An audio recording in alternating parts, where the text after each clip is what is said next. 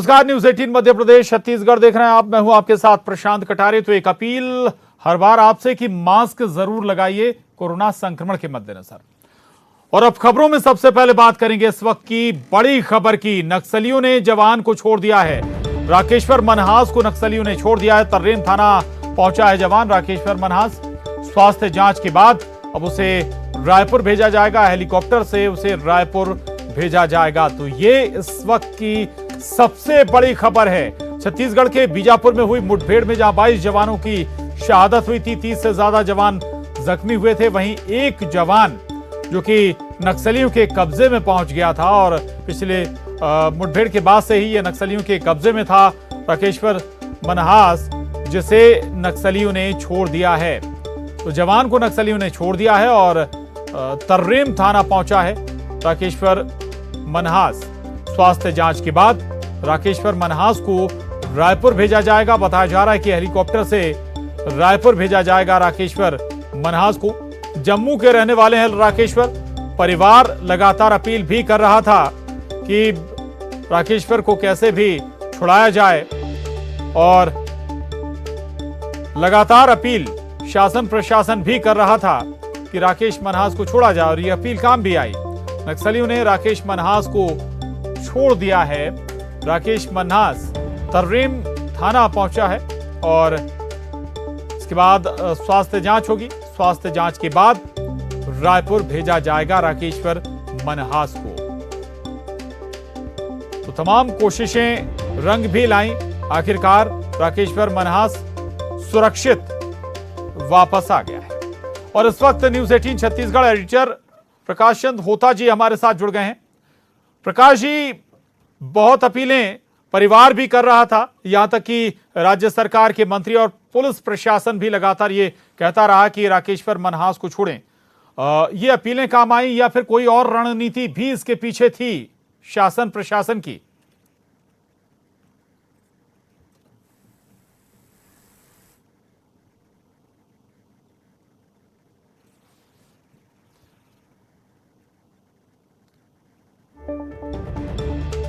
शायद आवाज नहीं पहुंच पा रही है प्रकाश जी तक। हम दोबारा प्रकाश जी से जुड़ेंगे, संपर्क साधने की कोशिश करेंगे। लेकिन सत्यनारायण चांडक हमारे साथ इस वक्त जुड़ गए। सत्यनारायण, क्या जानकारी है? राकेश्वर मनहास लौट आए हैं, क्या कोई शर्त, कोई नेगोशिएशन हुआ या कुछ और? अभी जो है, जो सूत्रों से खबर जो निकल के आ रही है कि जो सीआरपीएफ जवान है राकेश्वर मनहास है वो तर्रेम थाने पहुंच चुके हैं और वहां से जो है स्वास्थ्य जांच होने के बाद में हेलीकॉप्टर से रायपुर भेजा जाएगा।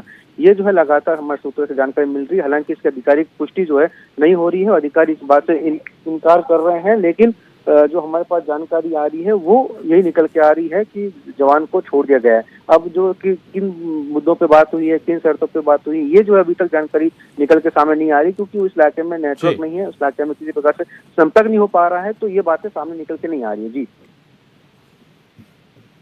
जी ठीक है सत्यनारायण, मैं आ रहा हूं आपके पास दोबारा। और इस वक्त हमारे साथ न्यूज 18 छत्तीसगढ़ एडिटर प्रकाश चंद होता जी जुड़ गए। प्रकाश जी, ये बड़ी सफलता, बड़ी कामयाबी हम इससे कहेंगे कि नक्सलियों के चंगुल से राकेश्वर मनहास लौट आए हैं, लेकिन इसके पीछे की भी कुछ कहानी जरूर होगी, कोशिशें होंगी शासन प्रशासन की।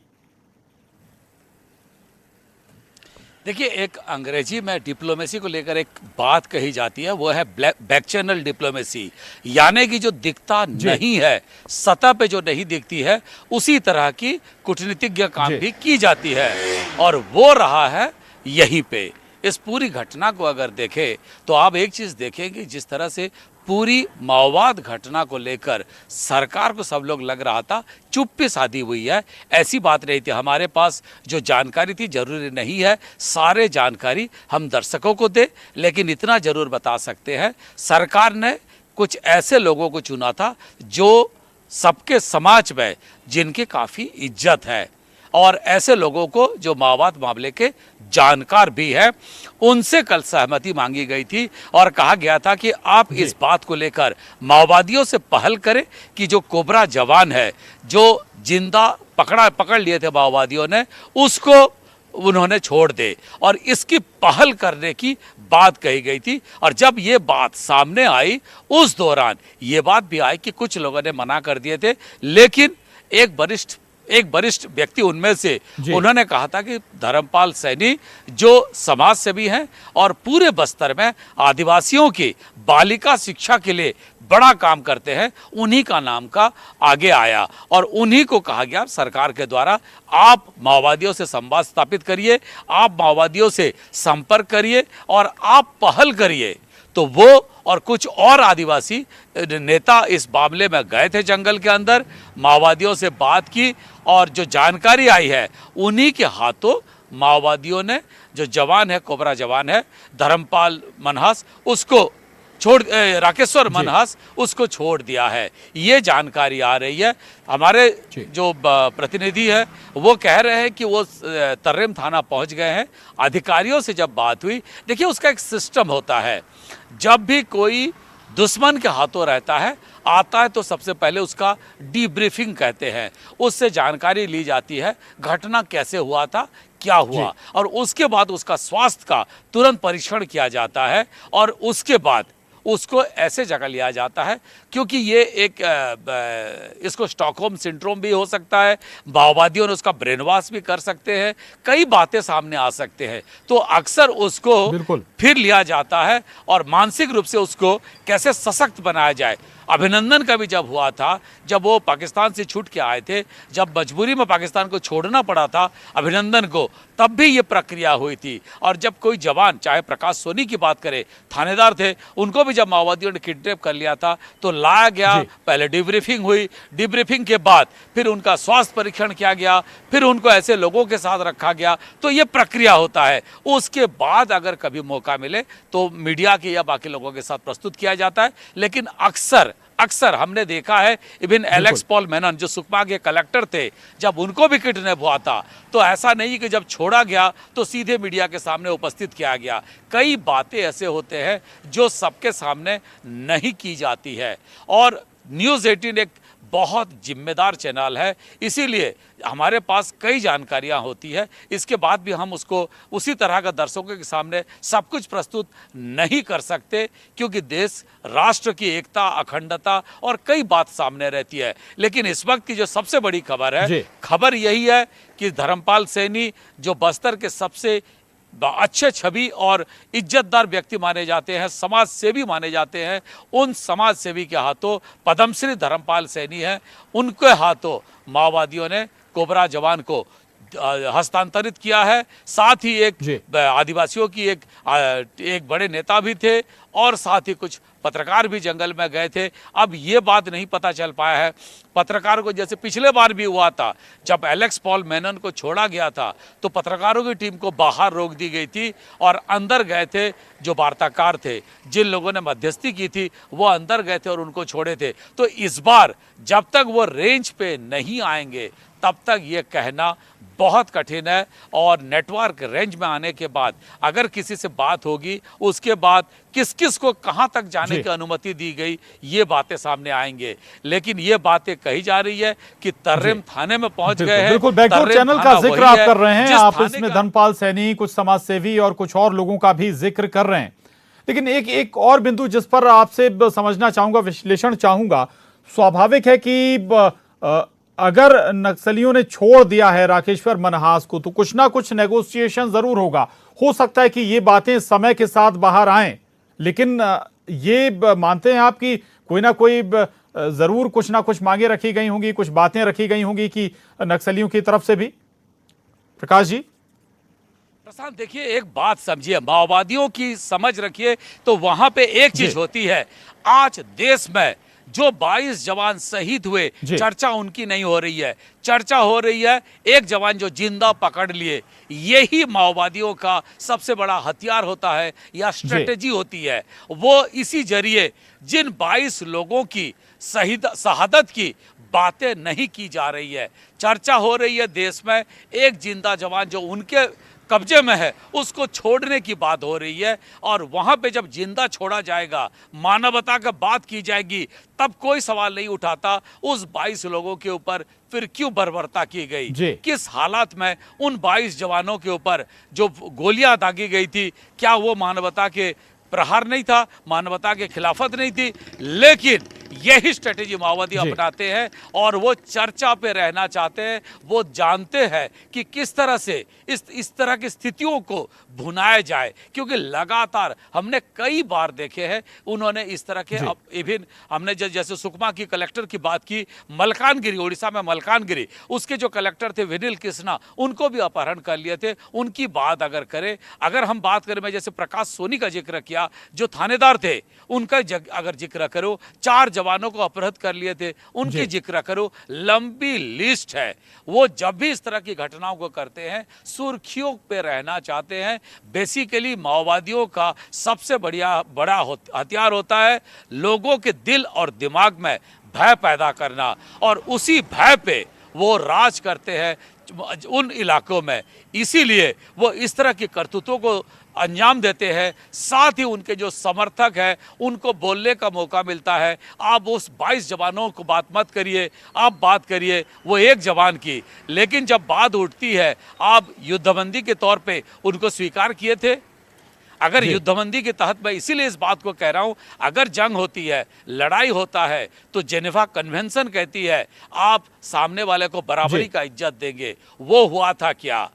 अगर ऐसा नहीं हुआ, और ये भी जानकारी हमारे तक मिल रही है, सबसे बड़ी जानकारी मिल रही है, न्यूज़ 18 के दर्शकों को मैं बता दूं कि इस घटना जब हुआ, सभी लोगों ने कहा माओवादियों के पास थी, लेकिन ये जानकारी मिल रही है कि जो जवान था, कोबरा जवान था, उसको, कमांडो जवान को गांव वालों के हवाले कर दिए थे, क्योंकि सबको पता था ड्रोन से और हमारे आसमान से, सैटेलाइट से माओवादियों की भीड़ की ट्रैकिंग की जा रही है, कहाँ माओवादी है, और साथ ही टेक्निकल इंटेलिजेंस के जरिए उनको खोजा जा रहा है। इसीलिए उन्होंने क्या किए, अपने साथ इस जवान को नहीं रख के गांव वालों के पास छोड़ दिए थे, लेकिन इसीलिए इस जानकारी को साझा नहीं कर रहे थे, क्योंकि जवान के जान पर खतरा हो सकता था अगर उसकी लोकेशन को न्यूज़ 18 डिस्क्लोज करे। ये बहुत बड़ी बात थी, लेकिन जिस वक्त ये घटना हुआ, बिल्कुल बहुत सारी ऐसी इंफॉर्मेशन होती है जी जो पब्लिक के सामने नहीं रखी जा सकती है। ये बहुत महत्वपूर्ण बातें आपने बताई हैं। जो अब राकेश्वर मनहास चूंकि छूट आए, हालांकि आप ये भी बताने कि अभी नेटवर्क से बाहर हैं, और जैसे ही वो नेटवर्क में आएंगे, जो लोग वार्ता में रहे हैं उनसे कुछ और इन्फॉर्मेशन निकलेगी। चांडक, सत्यनारायण चांडक हमारे साथ लगातार बने हुए। सत्यनारायण, कुछ और इन्फॉर्मेशन आपके पास इस राकेश्वर मनहास की रिहाई से जुड़ी हुई? आपको बता दूं कि अभी जो ताजा जानकारी यही है कि कैंप जो है जवान पहुंच चुका है, सुरक्षित जवान है और स्वस्थ। जिस प्रकार के प्रयास लगाए जा रहे थे कि जवान घायल है, जवान का ट्रीटमेंट चल रहा है, जवान का इलाज जरूर हुआ था, लेकिन जवान उतना घायल नहीं था, डिहाइड्रेशन की प्रॉब्लम थी, जिसका इलाज जो है माओवादियों ने कर दिया था। उसके बाद जवान अभी जो है स्वस्थ है, और लेकिन जो एक प्रक्रिया होती है उसके तहत जो है जवान का स्वास्थ्य परीक्षण किया जाएगा। उसके बाद में जो खबरें आ रही है कि हेलीकॉप्टर से सीधे जो है रायपुर भेजा जाएगा, जहाँ पर उच्च अधिकारी जो है उनसे बातचीत करेंगे। और जो है ये भी खबर निकल रही है कि जो धर्मपाल सैनी जी भी साथ में जाएंगे और मुख्यमंत्री के हवाले जवान को करेंगे, क्योंकि लगातार जो है मुख्यमंत्री भी उनके परिवार से जो है लगातार बातचीत हो रही है। इस बीच में जो है जम्मू से जो है राकेश्वर सिंह के जो भाई है रणजीत सिंह, उनका जो है उनसे जो है न्यूज़ 18 मेरे माध्यम से बातचीत हुई, तो मैंने उनको जो जानकारी दी कि हमारे जो सूत्र हैं जो है कंफर्म कर रहे हैं कि जवान वहां पहुंच चुका है, और उनसे भी हमारी बातचीत हुई, जिसके बाद उन्होंने राहत की सांस ली और न्यूज़ 18 को बहुत बहुत जो है उन्होंने धन्यवाद भी कहा है कि इस पूरे दौरान जो है न्यूज़ 18 की एक अच्छी भूमिका थी। हमने जो है सबसे पहले हमने जवान की स्थिति के बारे में बताया, उसके बाद हम लगातार रिहाई को लेकर अंदर इलाकों में जो है परिजनों की अपील को लेकर वहाँ पहुंचे थे, जिसके बाद जो है एक वातावरण बना, और इस तरह से जो है ये हमारे पास जो है सबसे पहले हमने एक कन्फर्म भी किया कि जवान जो है वहाँ पहुंच चुका है। और हमारे पास ये भी खबर पहले से थी कि मिलिट्री जो है भूमिका कौन निभा रहा है। बिल्कुल न्यूज़ 18 ने ये सबसे पहले कंफर्म किया कि तरिम थाना पहुंच चुका है जवान। बिल्कुल रहिएगा सत्यनारायण, मैं आ रहा हूं आपके पास। प्रकाश जी हमारे साथ लगातार बने हुए। प्रकाश जी, सत्यनारायण कह रहे हैं स्वाभाविक है कि न्यूज़ 18 ने सबसे पहले ये कंफर्म किया, सबसे पहले ये इन्फॉर्मेशन न्यूज़ 18 ने ही दर्शकों को दी, लेकिन एक और बात वो ये भी बता रहे हैं कि जो थोड़े बहुत इलाज की दरकार थी वो राकेश्वर मनहास को नक्सलियों ने दिया। और आप जिसका जिक्र भी कर रहे थे कि ऐसी छोटी छोटी बातों के जरिए वो जो अपना बड़ा नरसंहार उन्होंने किया वो चर्चाओं से गायब उन्होंने कर दिया एक जवान की रिहाई के माध्यम से। प्रकाश जी। प्रशांत, देखिए जो बातें उठ के सामने आ रही है, वहां पे एक जवान घायल था, और घायल होकर वहां पे डिहाइड होके वो रहा था। उस वक्त वो गांव वालों ने पहले पुलिस फोर्स आती है, माओवादी चले जाते हैं और फोर्स वापिस आने के बाद गांव वाले जब जाते हैं तब वो जवान उनके हाथों लगता है। गांव वालों ने उस जवान को माओवादियों के हाथों सौंप देते हैं और उसके बाद माओवादियों ने उससे डिटेल्स लेते हैं, कहां से है, कितने लोग निकले थे, क्या ऑपरेशन की स्ट्रेटेजी थी, कैसे थी, सारे चीजें किए। और इसी बीच पे न्यूज 18 ने ही ये खबर दी थी एक जवान लापता है और अभी भी जिंदा हो सकता है। जब सभी लोगों ने बड़े फिगर की कोट कर रहे थे तब भी जब हमने जिम्मेदारी के साथ हमने दिखाए कि 22 जवान ही शहीद हुए हैं, शहादत हुई है और एक जवान लापता है और वो जिंदा हो सकता है। उसके बाद जब हमारे न्यूज 18 के पास ये पहले और सबसे सटीक खबर न्यूज 18 ने दी है जनता को, दर्शकों को सबसे सटीक खबर। और सबसे पहले अभी भी न्यूज 18 ने ही बताया कि जो जवान है वो रिहा हो गया है, नक्सलियों ने जवान को छोड़ दिया। मैं लौट रहा हूं आपके पास प्रकाश जी, हमारे साथ विनोद कुशवाहा जुड़ रहे हैं। विनोद, आपके पास कुछ स्पेसिफिक इंफॉर्मेशन इस मामले से जुड़ी हुई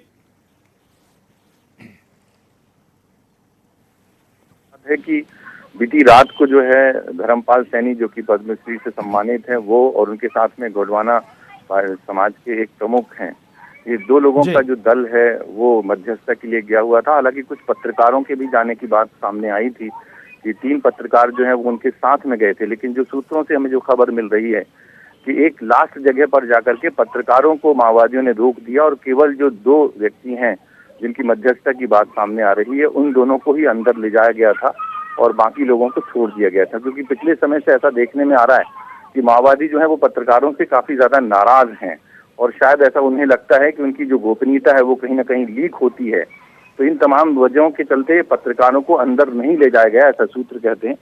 और उसके बाद ये जो डेलीगेशन है वो अंदर गया था, उनसे बातचीत हुई है और जो खबरों मिल रही है सूत्रों के हवाले से कि उन्हें रिहा कर दिया गया है, उनके हाथ से जो डेलीगेशन गया था वो लेकर के उन्हें लौटा है और उनका मेडिकल चेकअप भी हो रहा है। हालांकि बस्तर रेंज के आईजीपी सुंदरराज का ये कहना है कि अभी तक जवान की रिहा होने की जानकारी उन तक नहीं पहुंची है, वो भी कम्युनिकेशन कर रहे हैं। हाँ, एक बात उन्होंने जरूर स्वीकार की है कि लोकल लेवल पर जवान को रिहा करवाने के प्रयास जारी हैं। यानी उनकी इस बात से ही इशारा हो जाता है कि लोकल लेवल पर जो 2 सदस्यीय टीम गई थी उनके द्वारा नक्सलियों ने उन्हें रिहा कर दिया है। केवल अब अधिकृत पुष्टि होना बाकी है अधिकारी की ओर से।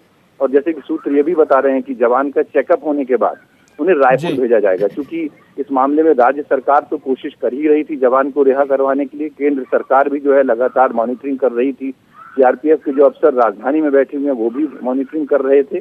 तो जाहिर सी बात है कि जवान को वहां पर ले जाया जाएगा और जवान से पूछताछ भी होगी कि किस तरह से माओवादी के कब्जे में वो वहां पहुंच गए, क्या उन्होंने 4-5 दिनों तक पूछताछ की, क्या कुछ उनसे जानकारी ली। तो ये तमाम बातों का हिस्सा होगा। और उसके बाद जैसा कि आमतौर पर होता है, क्योंकि इससे पूर्व के जो अनुभव हैं, एलेक्स पॉल मेनन जो कि बिल्कुल विनोद, जरूर ये बहुत हद तक चीजें निकल कर आएंगी जब राकेश्वर मनहास से बातचीत होगी कि आखिर इतने दिन नक्सलियों ने क्या व्यवहार किया, क्या पूछा उनसे, क्या बातें हुई। और हालांकि इससे पहले प्रकाश जी जिक्र भी कर रहे थे, जो विनोद जानकारी दे रहे थे, प्रकाश जी कह रहे थे कि हो सकता है कि पत्रकारों को अंदर ना ले जाने दिया गया हो, और हुआ भी वही, पत्रकारों को अंदर नहीं ले जाया गया। जैसा कि विनोद बता रहे हैं, 2 लोगों का जो डेलीगेशन था वो अंदर गया। वक्त की कमी है, एक छोटा सा कमेंट प्रकाश जी इस पर कम शब्दों में। जी प्रकाश जी।